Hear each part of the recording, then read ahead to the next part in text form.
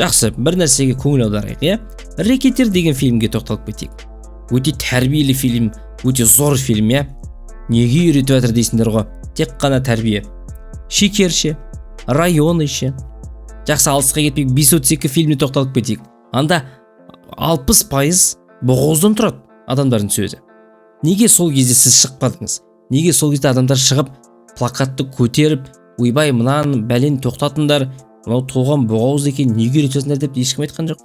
Неге? Сонда бізде дұрыс боғауыздар бар және бұрыс боғауыздар бар ма екен? Әлде біз білмейтін жаңағыдай мәжіліс шығарған список бар ма екен? Мына боғауыздарды қолдануға болады, мынарды болмайды деген сияқты. Мына 3 әріппен тұрса болмайды, 5 әріппен тұрса болады деген нәрсе ме екен?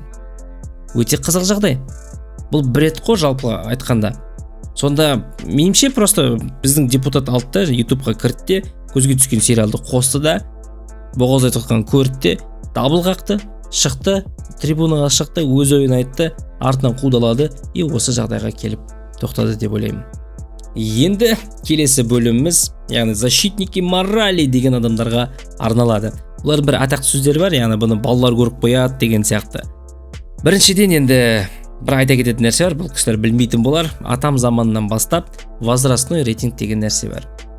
Сіз бір ойын сатып алғанда, кино қарағанда, интернеттен тағы да бір нәрселерді естегенде, бір товар алғанда, ішінде возрастной рейтинг тұрады. 18+, 16+, 6+ деген. Ол не? Ол ата-аналарға арналған намек. Яғни бұл 18+ болса, кішкентай балаларға қарауға болмайды деген сияқты.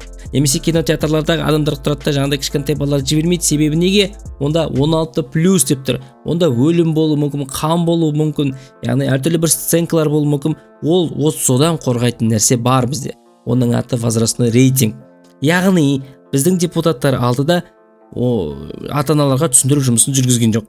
Яғни әрбір фильмде осындай нәрсе болады. Сіз балаңыз не қарап жатқанын дұрыстап қараңыз. Балаң не қарап жатқанына сіз жауаптысыз. Түсірген адам емес, сіз жауапсыз деудің түсіндіру жұмыстарын жүргізудің орнына алтта барлығына запрет қойып тастады. Яғни родительский контроль деген нәрсе қалды. Бұл контроль всего Казахстана болып кетті ғой, в общем.